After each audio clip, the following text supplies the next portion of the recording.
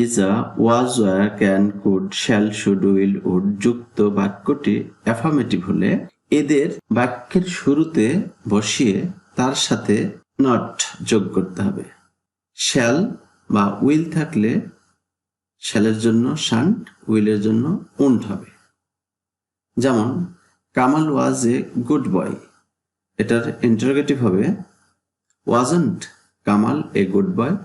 দেখো এই ওয়াজটাকে প্রথমে বসিয়েছি, তার সাথে এন টি যোগ করা হয়েছে। তবে এইটাকে আমরা এভাবে করতে পারবো, was Kamal not a good boy. আবার he has bought a new laptop, interrogative হবে hasn't he bought a new laptop. I am a student, interrogative হবে ain't I a student. Am এবং নটের কন্ট্রাক্টেড ফর্ম বা সংকুচিত রূপ হলো এইন্ট। কিন্তু বাক্যটি নেগেটিভ হলে, দেখো এখানে বলা আছে অ্যাফার্মেটিভ, কিন্তু বাক্যটি নেগেটিভ হলে নট বাদ দিয়ে অক্সিলারি ভার্বটিকে বাক্যের প্রথমে বসাতে হবে। অর্থাৎ এই রকমের বাক্য থাকলে সেগুলিকে আমরা প্রথমে বসাবো এবং নটটা বাদ দেব। যেমন they will not go to cinema, এটার ইন্টারোগেটিভ হবে will they go to cinema. দেখো এখানে এই উইলটাকে প্রথমে বসানো হয়েছে, নটটাকে বাদ দেওয়া হয়েছে। অনুরূপভাবে they are not playing cricket, interrogative হবে আর দে প্লেয়িং ক্রিকেট।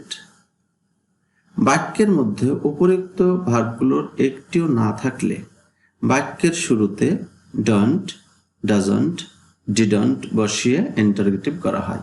অর্থাৎ বাক্যে যদি এই ভার্বগুলি না থাকে তখন। যেমন সাবিনা সিংস ভেরি ওয়েল, এটার ইন্টারোগেটিভ হবে doesn't Sabina Singh very well. দেখো এখানে আমাদের এই ভার্বগুলির একটিও নাই, তাই এখানে ডাজন্ট নেওয়া হয়েছে। কারণ এইটা প্রেজেন্ট ইনডেফিনিট টেন্স আছে, প্রেজেন্ট ইনডেফিনিট টেন্সে থাকলে এবং সাবজেক্ট যদি থার্ড পারসন সিঙ্গুলার হয় তখন ডাজন্ট ব্যবহার করতে হবে। আর সহজ উপায় হলো ভার্বের সাথে এস বা এস থাকলে ডাজন্ট বসবে। আবার শি হ্যাজ এ মোবাইল, এটার ইন্টারোগেটিভ হবে doesn't she have a mobile. এখানে দেখো হ্যাজ আছে, কিন্তু ডাজ বা ডাজনের পরে সবসময় মূল ভার্ব বসে।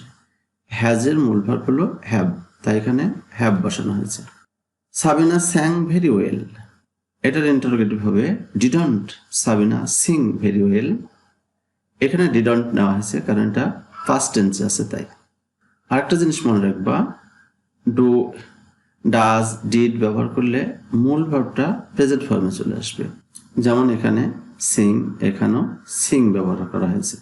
রুল 2, বাক্যে অল, এভরি বা এভরিওয়ান থাকলে এদের পরিবর্তে টেন্স ও সাবজেক্ট অনুসারে হু প্লাস ইজ নট বা ডাজ নট বা ডিড নট বসিয়ে ইন্টারোগেটিভ করতে হয়।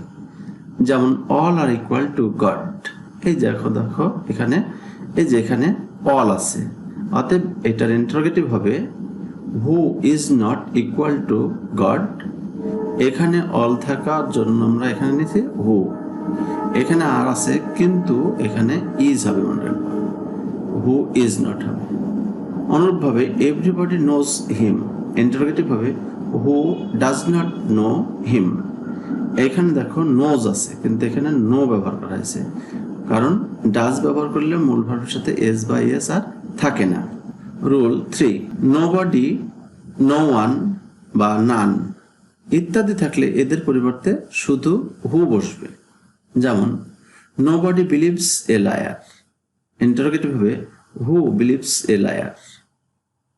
রোল 4, বাক্যে অল বা এভরি প্লাস নাউন থাকলে, অর্থাৎ অলের পরে নাউন বা এভরির পরে নাউন থাকলে অল বা এভরির পরিবর্তে ইজ দেয়ার এনি প্লাস ওই noun plus who does not plus verb plus ওই বাক্যের বাকি অংশ। যেমন every Patriot loves his country, এটার ইন্টারোগেটিভ হবে ইজ দেয়ার অ্যানি। এই যে এভরি আছে সেজন্য প্রথমে আমরা নিলাম ইজ দেয়ার অ্যানি, তারপরে বলা হচ্ছে ওই নাউন মানে এই যে নাউনটা প্যাট্রিয়ট, এই প্যাট্রিয়টটা বসানো হয়েছে। এরপরে বলা হয়েছে হু ডাজ নট, এই যে হু ডাজ নট। তারপরে ভার্ব, এই যে এই ভার্বটা লাভ, এই লাভ ভার্বটা, এই যে লাভ। এরপর বাকি অংশ হিজ কান্ট্রি, এই যে হিজ কান্ট্রি। অনুরূপভাবে all men dislike cold, interrogative হবে is there any man who doesn't dislike cold. দেখো এখানে মেন আছে কিন্তু এখানে ম্যান হবে, এগুলি ভালো করে লক্ষ্য করে রাখবা, কারণ ইজ দেয়ার এনি পরে সিঙ্গুলার হয়। অনুরূপভাবে all men must die, interrogative হবে is there any man who will not die. এখানে দেখো মাস্ট আছে কিন্তু এখানে উইল হয়েছে, তাহলে মনে রাখবা মাস্ট থাকলে তার পরিবর্তে উইল হবে। রুল 5, বাক্যে নেভার থাকলে তার পরিবর্তে ইভার এবং নাথিং থাকলে তার পরিবর্তে এনিথিং ব্যবহৃত হয়। যেমন ফারহান নেভার টেলস এ লাই, এটার ইন্টারোগেটিভ হবে ডাজ ফারহান ইভার টেল এ লাই। দেখো এখানে এই যে নেভারের জন্য আমরা ইভার নিয়েছি, আর এই বাক্যে আমাদের কোনো সাহায্যকারী ভার অর্থাৎ 1 নম্বর রুলে যে ভার্বগুলির কথা হয়েছে ওইগুলি নাই। ওইগুলি না থাকলে আমরা জানি ডু ডাজ ডিড নিতে হয়, তাই এখানে ডাজ বসেছে কারণ ওই যে ভার্বের সাথে এস যুক্ত আছে। অনুরূপভাবে they know nothing about it, interrogative হবে do they know anything about it.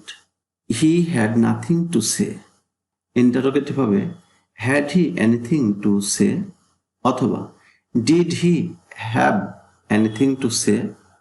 Nothing can stop me, interrogative হবে ক্যান এনিথিং স্টপ মি, অথবা হোয়াট ক্যান স্টপ মি। এখানে একটা জিনিস তোমরা মনে রাখবা, নাথিং যদি সাবজেক্ট হয় তাহলে তার পরিবর্তে হোয়াট আমরা ব্যবহার করতে পারবো, তাই এখানে আমি হোয়াট ব্যবহার করেছি। তোমরাও নাথিং সাবজেক্ট থাকলে হোয়াটই ব্যবহার করো, তবে এইটা ব্যবহার করলেও হবে। রুল 6, বাক্যে নাথিং বাট থাকলে তার পরিবর্তে হোয়াট ডট ডট বাট ব্যবহৃত হয়। স্ট্রাকচারটা হবে what plus verb plus subject plus but plus বাকি অংশ। যেমন life is nothing but a drama, এটার ইন্টারোগেটিভ হবে what is life but a drama. দেখো প্রথমে হোয়াট বসেছে, তারপরে ভার্ব, এই ভার্বটা বসানো হয়েছে, তারপরে বলা হয়েছে সাবজেক্ট অর্থাৎ এই যে লাইফ এইটা বসেছে, তারপরে বাট, এরপর বাকি অংশটুকু এ ড্রামা, এ ড্রামা। এই 6টা নিয়ম তোমরা ভালো করে মনে রাখলে অ্যাসার্টিভ সেন্টেন্সকে ইন্টারোগেটিভ করতে তোমাদের কোনো সমস্যা হবে না। ভিডিওটা ভালো লাগলে অবশ্যই সাবস্ক্রাইব করবা, লাইক করবা, শেয়ার করবা।